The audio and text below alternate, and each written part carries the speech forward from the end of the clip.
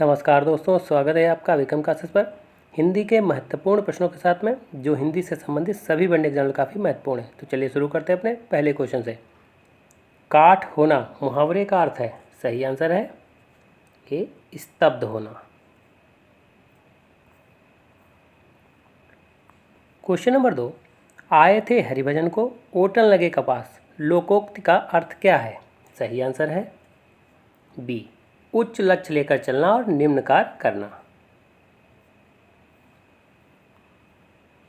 Question number 3, निम्नलिखित में विलोम शब्दों का मिलान सही नहीं है। सही आंसर है डी अद्यतन का नवीनतम, जबकि अद्यतन का पुरातन जो है विलोम होता है। अपसरण का अभिसरण, अवेक्षा का अनवेक्षा, अतल का वितल। क्वेश्चन नंबर 4, खगेश का पर्यायवाची है। सही आंसर है बी वन्तेय। क्वेश्चन नंबर 5, पवित्र में कौन सी संधि है? सही आंसर है ए अयादि संधि। पवित्र का जो संधि विच्छेद होता है वो होता है पोधन इत्र। अब आप देखेंगे कि जो इत्र है ये एक प्रकार का प्रत्यय है। पवित्र इत्र निकल रहा है तो ये इसमें प्रत्यय लगा हुआ, तो इस तरीके से जो इसका संधि विच्छेद किया जाता है। और इसमें उच्चारण में जो है आय आय अब आव इसका जो है उच्चारण निकलता है। और ए ऐ ओ औ ये धन के ठीक पहले जो है उच्चारण में यही स्वर आएंगे, जबकि धन के ठीक बाद में कोई भी असमान स्वर होगा। तो अयादि संधि की ये सबसे बड़ी पहचान होती है। तो आप देखें पव पव अब निकल रहा है, तो इसमें देखेंगे आप उच्चारण में अव का प्रयोग हुआ है। और जितनी भी अयादि संधि होती हैं उनका जो संधि विच्छेद होता है उस पर जो है काफ़ी ज़्यादा ध्यान देने की जरूरत है, क्योंकि उसमें जो है अंतिम में जो शब्द आएगा वो प्रत्यय ही होगा। क्वेश्चन नंबर 6, नारायण का सही संधि विच्छेद है। सही आंसर है डी नारधन अयन। और नारायण जो है एक व्यंजन संधि है, और जिन वर्णों में भी णा का प्रयोग किया जाता है तो उसका जो है संधि विच्छेद करने पर णा की जगह पर अंत में ना का प्रयोग किया जाएगा। तो ये सबसे बड़ी पहचान होती है। क्वेश्चन नंबर 7, अंधकूप में कौन सा समास है? सही आंसर है बी कर्मधारय समास। कर्मधारय समास में उत्तर पद या द्वितीय पद प्रधान होता है, और इसमें पहला पद विशेषण दूसरा पद विशेष हो सकता है, या पहला पद विशेष दूसरा पद विशेषण हो सकता है, या उपमेय या उपमान में कोई भी प्रयोग हो सकता है। तो जैसे आप देखें अंधकूप, अंधकूप का मतलब होता है अंधा है जो कुआं। तो कुआं क्या है? एक तरीके से विशेष है, और अंध अंध क्या है? ये उसके विशेषण है। तो इस तरीके से जो है ये कर्मधारय समास होगा। क्वेश्चन नंबर 8, निम्नलिखित में शुद्ध शब्द नहीं है। सही आंसर है सी मुनि, जबकि शुद्ध शब्द होता है मुनि। शूर्पणखा, सुभैसी, मिष्ठान ये शुद्ध शब्द हैं।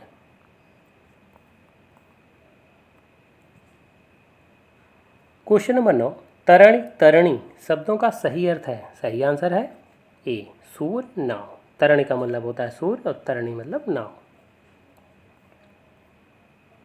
क्वेश्चन नंबर 10, तद्भव तत्सम शब्दों का कौन सा मिलान सही नहीं है? सही आंसर है बी नीम।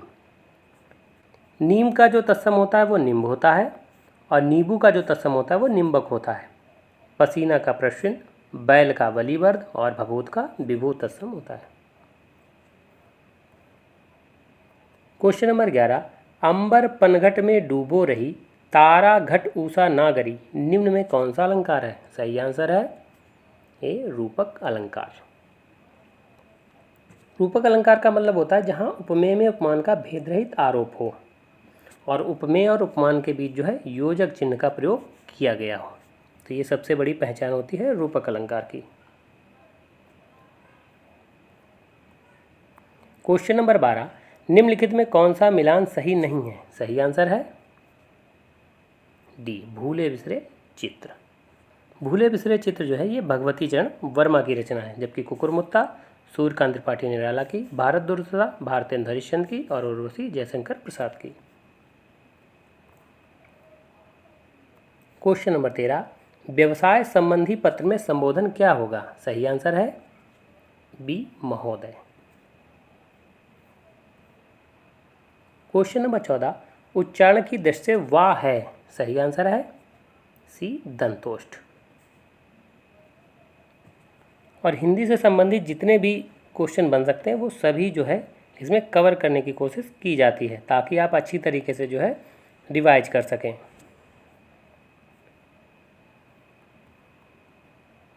क्वेश्चन नंबर 15, विवरण चिन्ह से संबंधित कौन सा वाक्य सही है? सही आंसर है ए सर्वनाम के 6 भेद होते हैं, इसमें जो ये अंत में जो है ये विवरण चिन्ह का प्रयोग किया गया है, जबकि ये योजक चिन्ह है और ये जो 2 बिंदियां हैं ये उपविराम है और ये विस्मयादिबोधक चिन्ह है।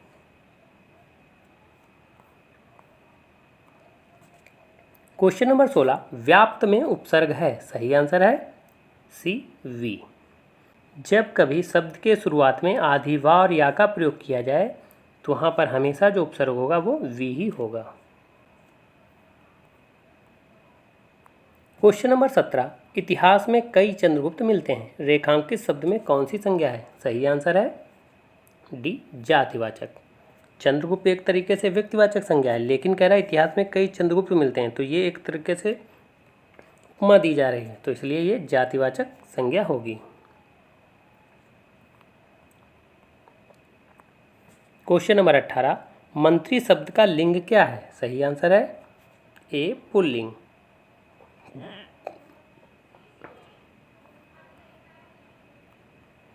क्वेश्चन नंबर 19, सीमा कुत्ते से डरती है, इस वाक्य में कौन सा कारक है? सही आंसर है बी अपादान कारक।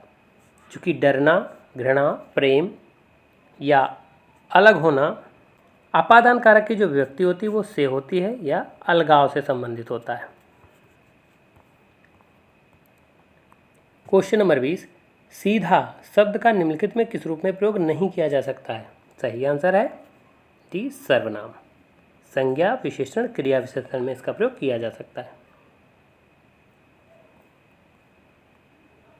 क्वेश्चन नंबर 21, सैकड़ों लीटर दूध खराब हो गया, निम्न में किस प्रकार का वाक्य है? सही आंसर है अनिश्चित परिमाणवाचक वाक्य।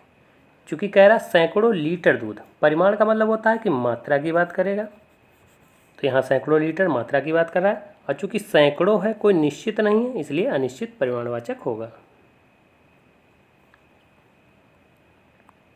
क्वेश्चन नंबर 22, तुम जाओ सो जाओ, वाक्य में सोना क्रिया है। सही आंसर है ए अकर्मक। कुछ क्रियाएं ऐसी होती हैं जो हमेशा अकर्मक में ही प्रयोग की जा सकती हैं, जैसे सोना, रोना, हंसना, जागना, डरना, बैठना।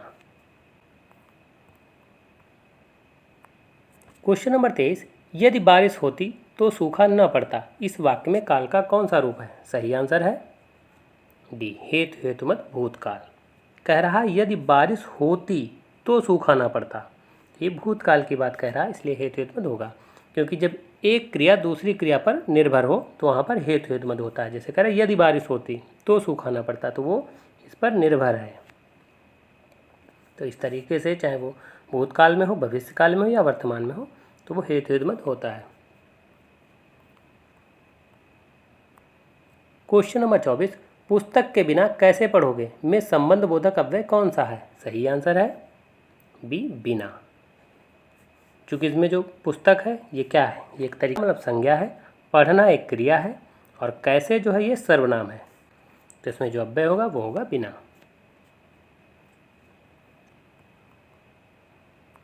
क्वेश्चन नंबर 25, जिसके पास कुछ ना हो के लिए एक शब्द है। सही आंसर है ए अकिंचन। क्वेश्चन नंबर 26, वो स्त्री जिसके साथ विवाह का वचन दिया गया है के लिए एक शब्द है। सही आंसर है बी वाग्दत्ता। क्वेश्चन नंबर 27, यदि कठिन परिश्रम करोगे तो उत्तीर्ण हो जाओगे, निम्न में किस प्रकार का वाक्य है? सही आंसर है बी मिश्र वाक्य। मिश्र वाक्य का मतलब होता है कि उसमें एक प्रधान वाक्य होता है और उस पर आश्रित एक या एक से अधिक उपवाक्य। तो आप देखें कह रहा कि यदि कठिन परिश्रम करोगे तो उत्तीर्ण हो जाओगे, तो ये इस पर क्या है? आश्रित उपवाक्य है, तो इस तरीके से मिश्र वाक्य होगा। और ज़्यादातर जो मिश्र वाक्य होते हैं वो यदि, तो, कि, जो, जब, तब यद्यपि, तथापि, ऐसा, ज्यों ही, तो इनसे जुड़े हुए होते हैं। तो ये एक सीधी पहचान होती है मिश्र वाक्य को पहचानने के लिए। क्वेश्चन नंबर 28, बांगरू भाषा निम्न में कहाँ बोली जाती है? सही आंसर है ये हरियाणा में। क्वेश्चन नंबर 29, खड़ी बोली का निम्नलिखित में प्रथम कवि कौन है? सही आंसर है सी अमीर खुसरो। क्वेश्चन नंबर 30, भाषा को बोलते समय होने वाले उतार चढ़ाव को क्या कहते हैं? सही आंसर है बी अनुताप। तो ये वीडियो कैसा लगा? अगर अच्छा लगा हो तो लाइक करें, शेयर करें, सब्सक्राइब करें। धन्यवाद दोस्तों।